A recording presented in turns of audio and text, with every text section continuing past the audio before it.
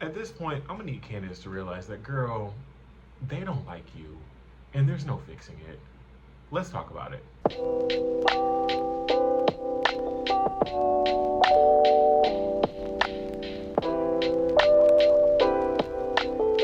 What is up, you guys? Welcome back to Leo Reviews. I'm your boy Leo, and today we are here to review The Real Housewives of Potomac, Season 8. Is it episode 8? I want to say it is episode 8. Before we get into that, I hope everybody had an amazing holiday season, a great Christmas, a great New Year, just a time just to sit back, chillax, and just be with your family and your loved ones, and just recharge and get ready for the new year. And hey, going into this new year, we're still dealing with the bullshit that is Potomac, but hey, we'll get through it. I know, I am so inconsistent on these videos. I have been going through it, y'all. I work 2 jobs, but I said, you know what? In the new year, I'm going to be way more consistent on getting out more videos and just being a lot more just better off. So we're going to do it. We're going to do it together. Before we get started, please do all the YouTubey things, like, comment, subscribe, and hey, let's get into the foolishness. All right, y'all. So it's Karen's 60th birthday, aka triple 20. I like that, by the way. When I get 60, we triple 20. Hell, I'm 31 now. When I get 40, we double 20. So I'm here for it. So this whole episode is really surrounded around Karen's birthday, right? Giselle says that she's planning a bunch of things for Karen. The first thing that she's planning is she's planning this, painting thing where all the girls are gonna come together and paint their favorite versions of Karen, and it's cute. It's really cute, right? I think that it's a nice to see them do fun things, right? And it's funny how whenever they do fun things on this show, it's always around Karen. Karen is actually the fun, and she always brings the little enjoyment we get out of this show. It's because of Karen. Karen might not bring us a storyline, but she is going to bring us some funny moments. Before we get into all that, Wendy tells Karen and Candace that she found out right before the trip that her mom had to be hospitalized and her mom needed surgery, and she said that's why this whole situation with NECA is so triggering for her, and it hurts because of that. And Candace thinks that Wendy is conflating the 2 issues, and honestly, while she's probably right, Wendy is conflating the 2 issues. I'm gonna say this, Candace, I'm gonna need you to have Wendy's back more, because Wendy has your back incessantly, and it just feels like when in this NECA situation, I get it. It has to do with like things that make you uncomfortable, like spirituality and different things like that. But I need you to have Wendy's back, because I don't know. It just feels like you teeter on the fence just a little bit too much for my liking. On the flip side, we have Mia talking to NECA, and I want to say Robin, about the whole situation. And Mia is telling her that what Wendy said about how this affects her because of everything that she dealt with growing up as a Nigerian and how people view Nigerians. And NECA thinks it's all BS. And honestly, NECA, girl, you're a hater. Girl, you look for reasons to hate on Wendy. Like you dig ditches to try to find ways to just be mad at Wendy and to hate on her. Let it go. Let it go. Either talk to Wendy one-on-one or shut the fuck up, because we don't hear it. So it's time for the whole painting thing, and the girls all paint these different versions of Karen. I'm not gonna hold y'all. All those versions of Karen were tragic. All they paintings were tragic, especially NECA's. NECA's was the worst because it gave Karen a beard, but they were all tragic. I will say though, Mia's was low-key on point. She gave Karen the cheekbone, she gave Karen all that. And then it's time for Robin to show her painting of Karen, and it's not even a painting of Karen, it's just a painting of a blue check mark. Robin's so lame, y'all. Robin is so lame. Just like how NECA looks for any reason to shade Wendy, Robin looks for any reason to shade Karen. Like, she does. And it's corny. It's lame. I'm sick of it. I'm doing some thinking. I'm realizing that this episode, for lack of better words, was more or less a filler episode. What a way to jump into the new year with a filler episode, because nothing really happened until like we get to dinner, and then after that nothing happens. Like, this whole episode was just full of a lot of nothing. Ashley tells the girls that they're about to get dressed up and get ready to go to a drag show.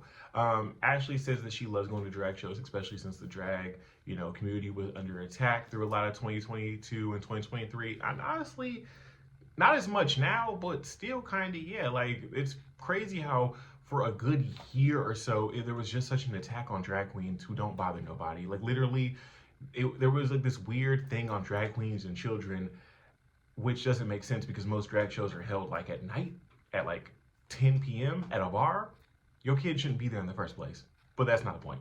All the girls get dressed up. Everybody's looking good. I really like Mia's outfit. I don't know what it was. Like the whole mesh see-through bodysuit with the cowboy hat. Mia was looking good. I mean, say what you want. Honestly, Wendy was looking good too. I love the Mugler outfit. I love it. But I will say that Mugler outfit has been done to death. Done to death. We gotta retire that in 2024. I don't want to see it again. Everybody has worn that outfit at least 16 times. I'm sick of it. I don't want to see it anymore. At this point, it shouldn't even be expensive because it's been done to death and it's been copied so many times. I also find it funny when women get ready to go to the gay club or for drag shows, because like women, they dress up. Women like I'll go to a gay club dressed like this or dress whatever but women like you tell a girl you're taking her to a gay club, she is gonna put on everything.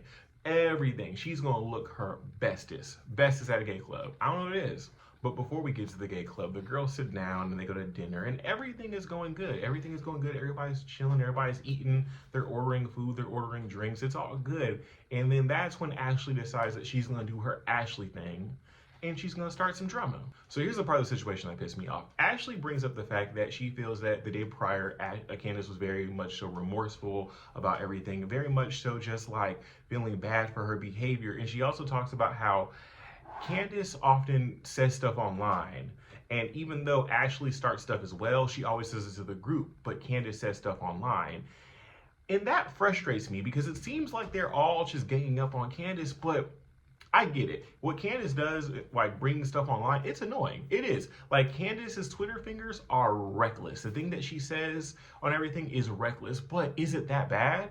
Is it that bad? Is she saying anything that is so detrimental to your life?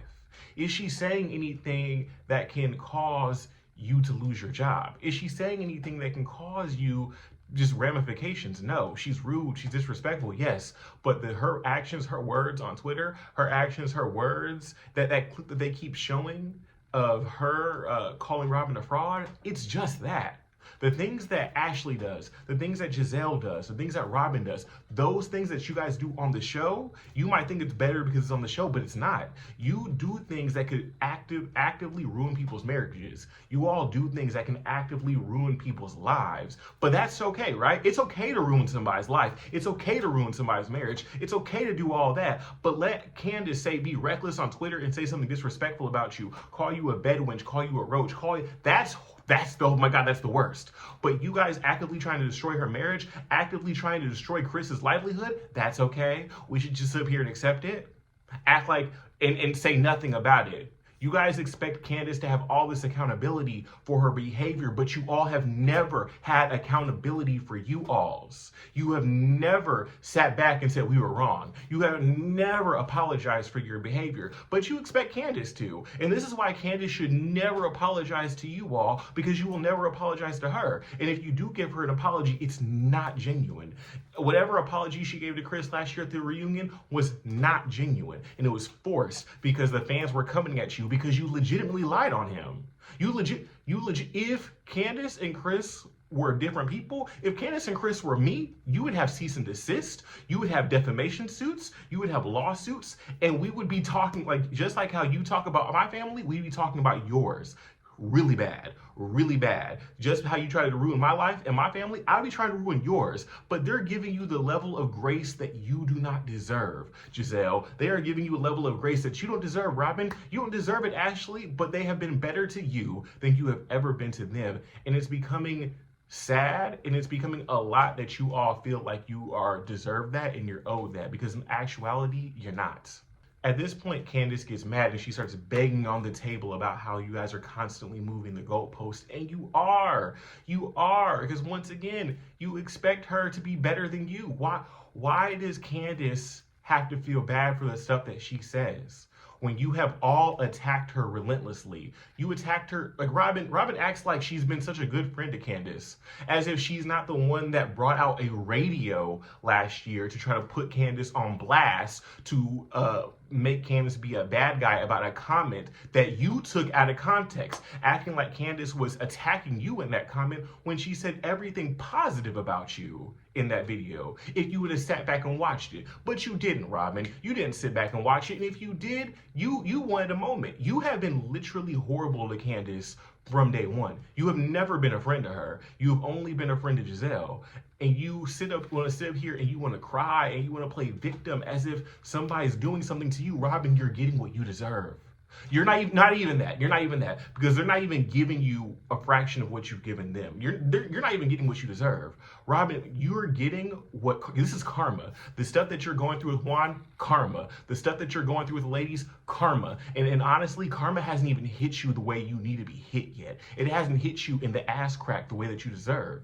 So please stop it with these tears. Please stop it with this, oh, I'm a victim. And also, everybody, why is everybody coddling you? Why is everybody acting like, oh my God, Robin's going through so much? She's not. She's not. She's really not. Yeah, it's hard, but it's no different than what Ashley went through in season 4. And you didn't coddle her. It's no different from what Candace went through last year. But in last year was because of you guys. Because of the stuff that you guys did, Candace had to go through that. But no one cared about Candace's feelings, right? No one ever cares about when Candace goes through things. No one ever cares about when Wendy goes through things. No one ever cares about, hell, y'all didn't care when Karen went through things. When Karen was going through her tax issues. You guys were relentless and horrible, and you expect them to be better to you all than you were to them. It's crazy. Have you guys ever noticed that all the drama through the years is all because of Ashley? Think about it. Season 5, the whole fight happened because Ashley poured out the situation. Season 6, the reason why Wendy and Giselle fell out is because Ashley brought the situation.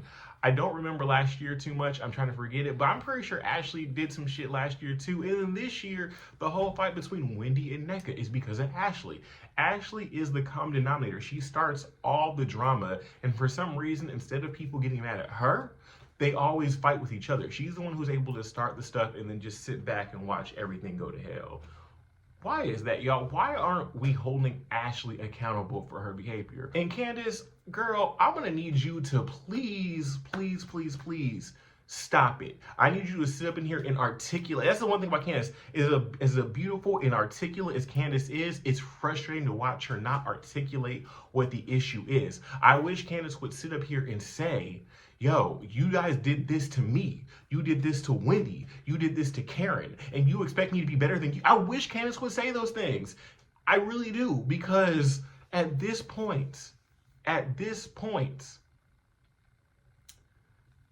I just don't even know. I don't even know. Where do we go from here? Where do we go? Where do we go where we're dealing with half the cast who expects to be treated like princesses? Half the cast who should be allowed, who thinks that it's okay for them to disrespect people's families? Half the cast who thinks that it's okay. It's really not. At this point, Robin has decided that she wants to live in her white woman victimhood, and she gets up and she goes and she calls Juan. Robin, why do you keep calling Juan? Juan doesn't care. Juan gives 0 F's about you. He gives 0 F's about the situation.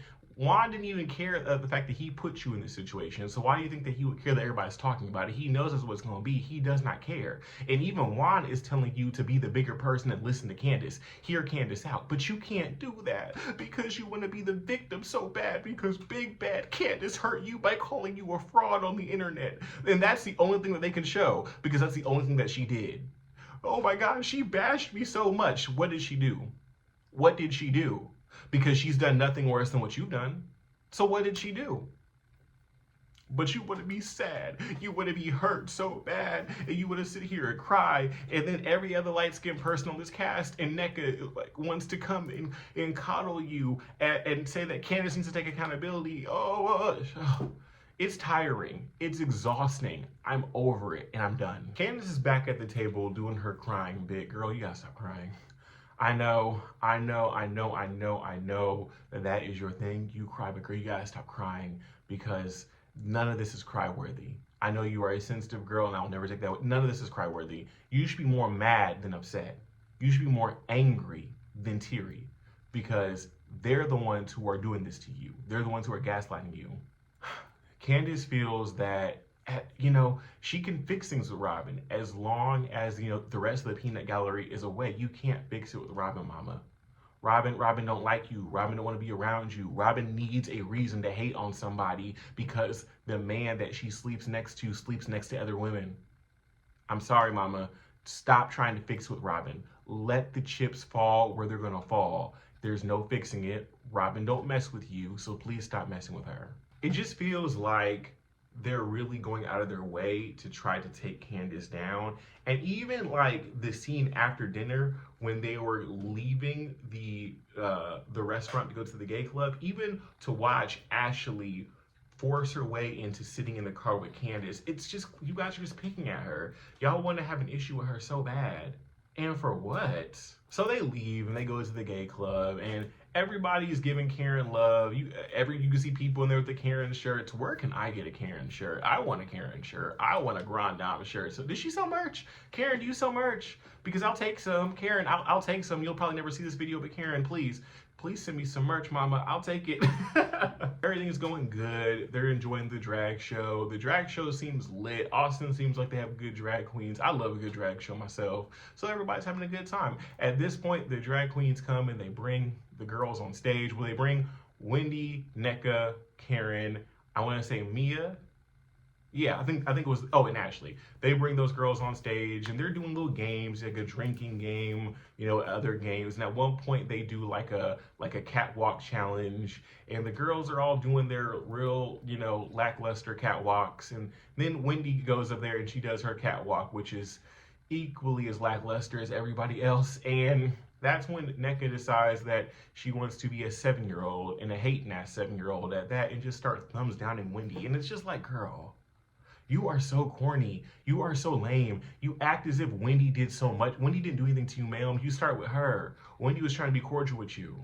It's just cringe to watch. It's cringe to watch, girl. Just if you don't like Wendy, please don't like Wendy in peace and move on. We're done with it. We're over with it. We need you to move on as well. Get that girl off our TV screens. While the rest of them looked a mess, Karen decided she wants to do her catwalk. And I'm just gonna say, Miss Karen, the Grand Dame, honey, she was getting it. She was getting it. Her and her knees, she was getting it. She was twerking. Well, she was attempting to twerk. She was attempting to walk on her knees. She was doing it. You know what? And I was just like, you know what? Let me get to 60. Let me get to triple 20, because I want to be that lit at triple 20. At this point, they get the majority of the girls off stage, and that's when Karen ends up winning the whole thing. We knew Karen was gonna win. It's her birthday, and she was the one that was the littest out of them all. So I mean, hell, give the Grand Dame the crown that she deserves.